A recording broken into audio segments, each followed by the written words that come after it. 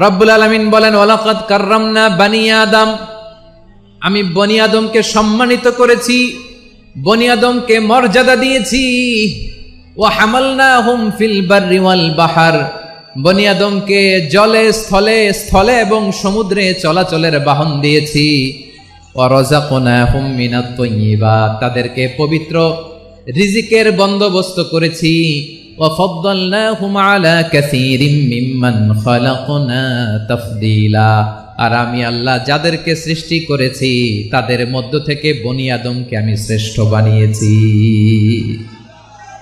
আমরা শ্রেষ্ঠ, আমরা আশরাফুল মাখলুকাত। আমরা কি এই যে এমনি চিল্লাচিল্লি করে জিজ্ঞেস করলে বলে না, আমরা আশরাফুল মাখলুকাত। আমরা কি শ্রেষ্ঠ, সবার চেয়ে সেরা। আমাদের মতো করে আল্লাহ কাউকে বানায় নাই। দুই পায়ে ভর করে শির দ্বারা এরকম স্ট্যান্ড রেখে মাথা উঁচু করে দাঁড়াতে পারে এরকম কোন প্রাণী পৃথিবীতে আছে? এজন্য আল্লাহ বলেন ওয়ালাকাদ কাররামনা বানি আদম, আমি বনি আদমকে সম্মানিত করেছি, তাদেরকে আমি মর্যাদা দিয়েছি। তাদেরকে আমি যত মর্যাদা দিয়েছি আমার কোন সৃষ্টিকে এত মর্যাদা দেই নাই। পড়েন সুবহানাল্লাহ।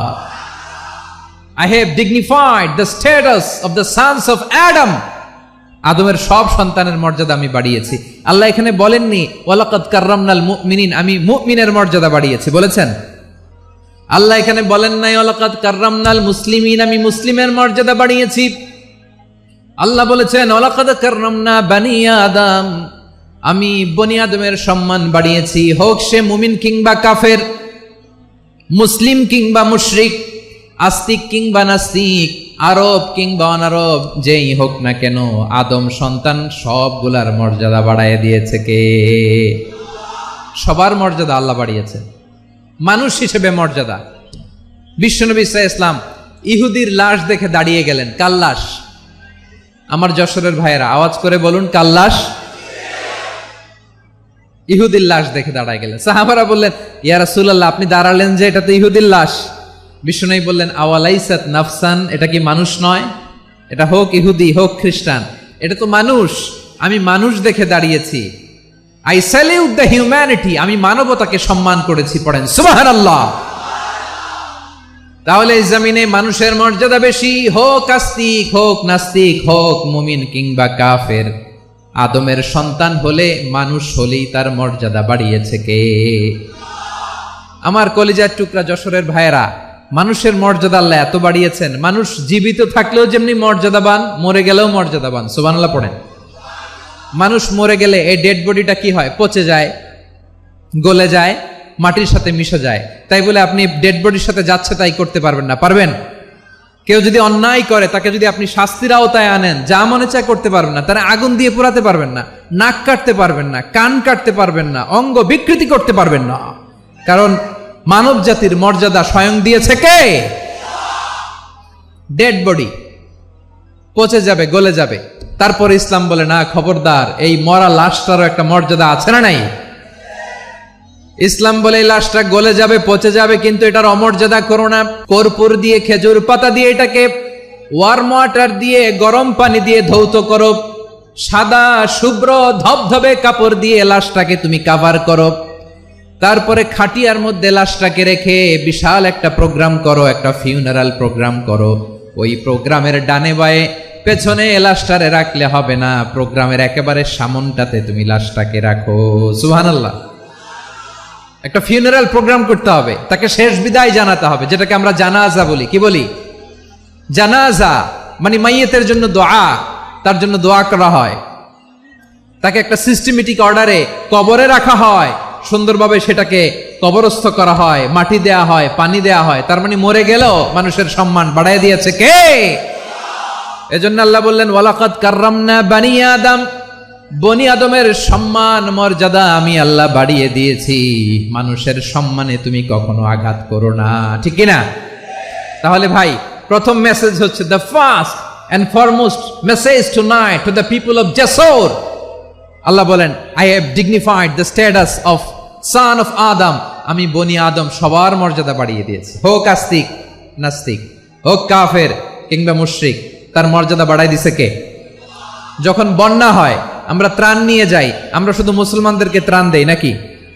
হ্যাঁ, আমরা মুসলমানকেও দেই, অমুসলমানকেও দেই, হিন্দুকেও দেই, বৌদ্ধকেও দেই। যেখানেই মানবতা বিপন্ন সেখানে ইসলামের হেল্পিং হ্যান্ড আছে না নাই?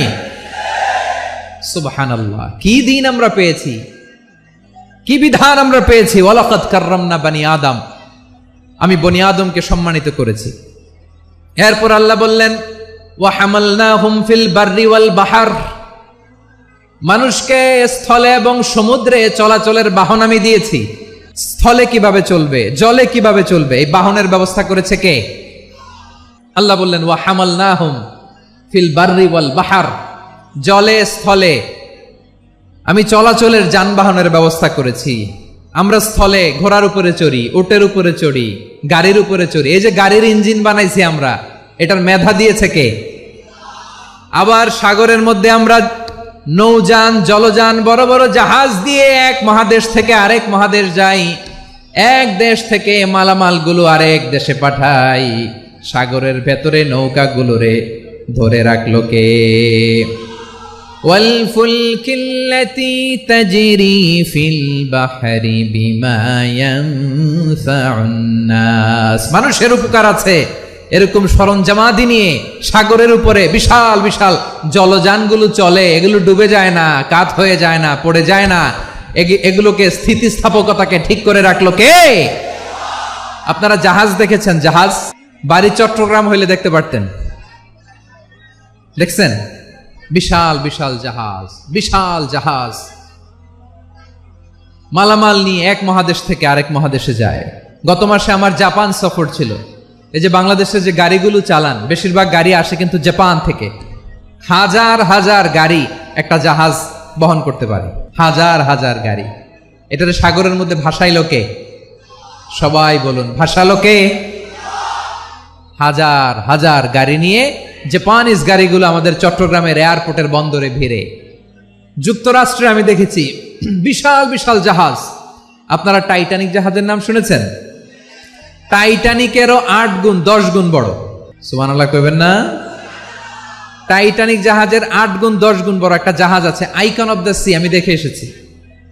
রয়্যাল ক্যারিবিয়ান দেখে এসেছি। সাগরের সামনে জেটিতে যখন দাঁড়ালাম, জাহাজটা যখন যায়, আমার মনে হচ্ছে একটা শহর, গোটা শহর, the entire city is floating on the water. পুরো একটা শহর মনে হয় পানির উপর দিয়ে ভেসে যাচ্ছে। পড়েন সুবহানাল্লাহ। এই যে আইকন অফ দ্য সি, এই ক্রুজ, এই জাহাজটা, এটার ভিতরে স্টেডিয়াম আছে। কিসের ভিতরে স্টেডিয়াম? কথা বুঝে নাই বোধহয়। স্টেডিয়াম কিসের ভিতর? সুইমিং পুল আছে, শপিং মল আছে, রেস্টুরেন্ট আছে, ক্লাব আছে, 3000 4000 রুম বিশিষ্ট, কক্ষ বিশিষ্ট হোটেল আছে। এই সবগুলোর নিয়ে এগুলো চলে সাগরের এই দোলার মধ্যে, জলোচ্ছ্বাসের মধ্যে। এই সাগরের ভেতরে এই জাহাজগুলোর ভাষায় রাখছে কে? সূরা আর রহমানে আল্লাহ তাআলা বললেন ওয়ালাহুল জাওয়ারিল মুনশাআতু ফিল বাহরি কাল আ'লাম ফাবিআইয়ি আলা, সবাই পড়েন ফাবিআইয়ি আলাই রাব্বিকুমা তুকাযিবান। পাহাড় সম বড় বড় জাহাজগুলো মাল বোঝাই করে সাগরের মধ্যে ভেসে বেড়ায়। এগুলো দিয়ে মালামাল বহন করা যায়, মানুষরা এক দেশ থেকে আরেক দেশে যায়। এই জাহাজগুলোর সাগরের ভেতরে ভাসায় রাখলো কে? এই আয়াতের ভেতরে আল্লাহ তাআলা সূরাত বানী ইসরাঈলের এই চমৎকার আয়াতের ভেতরে আল্লাহ তাআলা বেসিক্যালি মানব জাতির প্রতি তার 4টি স্পেশাল অনুগ্রহের কথা বলেছেন। কয়টি? 2টা বলে ফেলছি। 1 নাম্বার ওয়ালাকাদ কাররামনা বানি আদম, আমি বনি আদমের সম্মান বাড়াইছি। নাকি মুসলমানদের? নাকি মুসল্লিদের? কার সম্মান বাড়িয়েছি? বনি আদমের। তাহলে human dignity, the first part of the verse talks about the human dignity. 2 number অংশ আল্লাহ তাআলা বললেন ওয়া হামালনাহুম ফিল বাররি ওয়াল বাহর, স্থলে এবং সমুদ্রে আমি তাদের জন্য চলাচলের বাহন দিয়েছি। সুবহানাল্লাহ।